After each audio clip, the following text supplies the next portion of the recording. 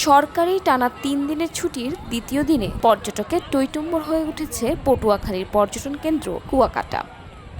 বৃহস্পতিবার ২৫ ডিসেম্বর সকাল থেকে সৈকতে এ সকল পর্যটকের আগমন ঘটে। আগত পর্যটকরা সৈকতের বালিয়াড়িতে হইহুল্লোড়ে মেতেছেন। অনেকে সমুদ্রে সাঁতার কাটছেন, অনেকে সৈকতের বেঞ্চিতে বসে প্রাকৃতিক সৌন্দর্য উপভোগ করছেন, অনেকে বিভিন্ন বাহনে ভ্রমণ এবং নানা বিনোদনে ব্যস্ত সময় পার করছেন।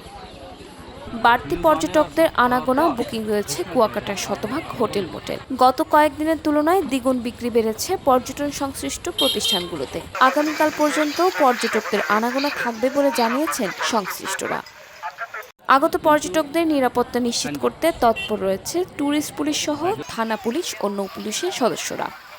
স্পটগুলো আছে, বিশেষ করে আপনার জিরো পয়েন্ট, এরপরে ফিশ ফ্রাই মার্কেট, লেম্বুর বন, গঙ্গামতি, চর গঙ্গামতি এবং আপনার যে মিষ্টিপাড়া, এই যে সব এরিয়া আছে, এইসব এরিয়ায় পর্যাপ্ত পরিমাণ দর্শনার্থী এবং পর্যটকের আগমন ঘটবে এবং তারা দেশের বিভিন্ন প্রান্ত থেকে তারা এখানে আসবেন।